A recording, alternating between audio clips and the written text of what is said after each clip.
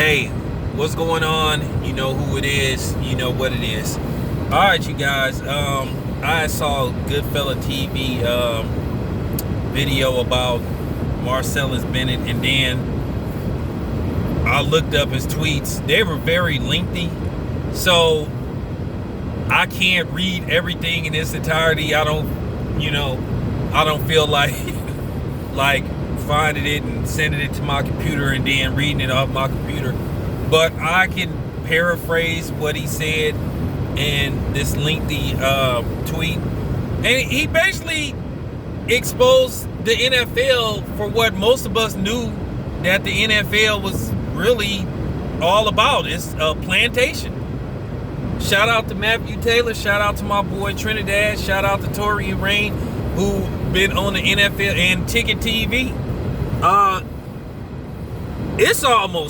It is just almost shameful how racist the NFL is. But keep in mind, I've been saying this for the longest. They don't want no niggas to own a team in the NFL. That's why I don't understand why Jay-Z's fucking camel face looking ass begging to be around them racist ass white motherfuckers. Jay-Z look even worse. The owners are racist. The executives are racist. I mean, for real, Roger Goodell is a racist. You know, for real.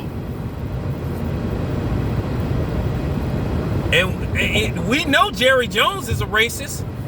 And I mean, he exposed everything, how they feel about black quarterbacks. And that's funny. Me and my subs have been talking about this for years. They don't give black quarterbacks time. Even if you fail or you might not make it with one team, you don't get a second chance to go to another team where you might flourish. But Ryan Fitzpatrick, who is god-awful garbage, keep getting jobs. This man did, for real. And then you get these, and then you will get these white supremacists that'll come on here trying to talk shit. Kaepernick was a mediocre quarterback. Well, he wasn't too mediocre, because like I said, he was one pass interference call away from winning the Super Bowl. Had they called that play, which was a pass interference, and one of the referees was about to throw the flag out until you saw the other referee, the head referee, say, no. So it looked like the referee cheated for the Baltimore Ravens. Sorry if you a Baltimore Ravens fan, but that was a pass interference. It was a blatant pass interference. But he said everything. They don't want no black coaches. They don't mind having the black players, but they really don't like black quarterbacks. They don't really give you a chance to develop. It's like they draft you and they want you in the Super Bowl by year 2. It ain't that easy. It's 32 teams you have to compete against. Well, you play 16 games, but it's 32 teams. You playing like for real. I mean, if you don't, it's Cam Newton. It's amazing he lasts this long. But look what's going on with Cam Newton. Cam Newton can't find another job. And then you hear all these excuses about Cam Newton is injury prone and all that stuff.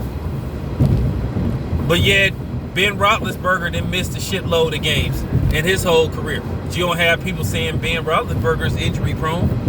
I love doing this to y'all.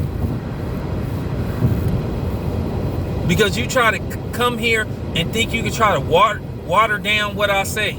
Oh, well, I don't think it's racism. I don't think the NFL's racist. Why? Why, sir? Why, Mr. White Man? Why isn't the NFL racist? Oh, because I'm white and I say so. Fuck you. I'm white, so I'm right. Okay. Not on this side. But yeah, we know the NFL is racist. A league that's been around for 100 years Yes, something like that. Still don't got one majority black owner. And then look at it. It's a good old boy league. The average NFL owner is like 70 years old. Dan Snyder is like the youngest one, and he pushes 60. Daniel Snyder, yeah. Do you know how old Martha Ford is? That old bitch is 90-something years old.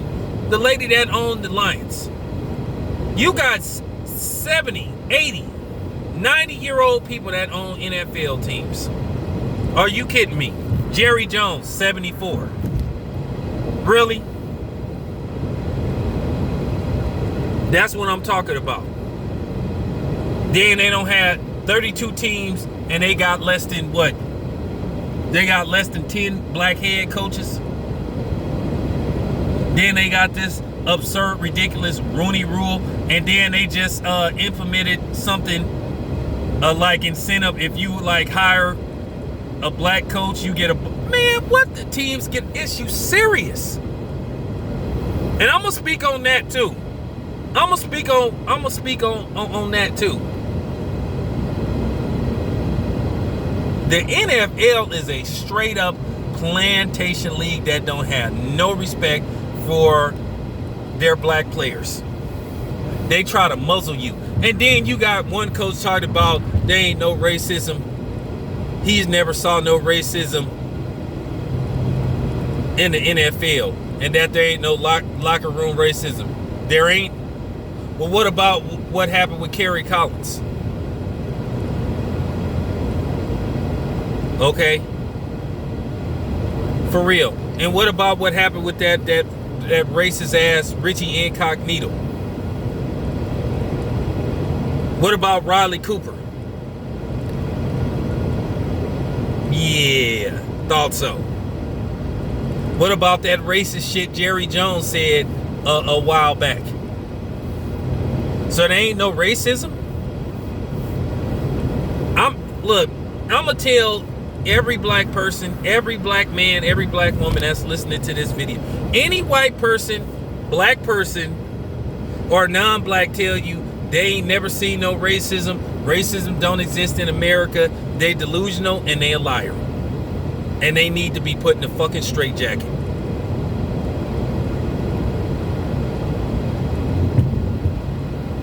But you know, Marcellus Bennett told the truth. He said the NFL is extremely racist. I mean, for real, they don't respect black quarterbacks. They really hope that you fail. Yeah, they may draft you high and then they'll hope that you fail. They wanted Robert Griffin to fail. But like I said before, you got Cam Newton, a dude that even though he played in the Super Bowl, and a lot of people believe he threw the Super Bowl, he still played in the Super Bowl. But yet Jim Kelly lost 4 Super Bowls in a row, and for some reason he get praised for that. The Buffalo Bills went to 4 Super Bowls, but they didn't win none of them. Didn't win none of them. And then I'm gonna tell you something else. A lot of the Dallas Cowboys back in the day thought Troy Aikman was a racist. And then, like I say, you get these coaches and shit. They try to demean black men and talk to them like they ain't nothing. And then they try to pull that, well, I'm just tough on you because I want the best for you. I love you like a son. Man, you ain't never had no black pussy before in your life, more than likely. Shut the fuck up. They always pull that shit. You know, they said when Troy Aikman was first drafted, they said he used to be always trying to demean and talk down to the black players. And a lot of players went to management and said, hey man, you better tell Troy Aikman to quit talking to me crazy. Because they said there was a few team members that wanted to whoop his ass. And I'm gonna be honest with you. I sensed that in Troy Aikman too. I got that type of vibe from Troy Aikman, man. That's real talk. I kind of sense that about Troy. When I say that's one quarterback I never liked. I never liked. And that's Troy Aikman. You know, for real. Troy Aikman, like I said, it is a complete joke that he in the Hall of Fame, that he went into the Hall of Fame on the first ballot with those mediocre numbers of his. Troy Aikman was the worst quarterback to ever get into the Hall of Fame on the first ballot. Like, I only have one season where he threw for more than 20 touchdowns.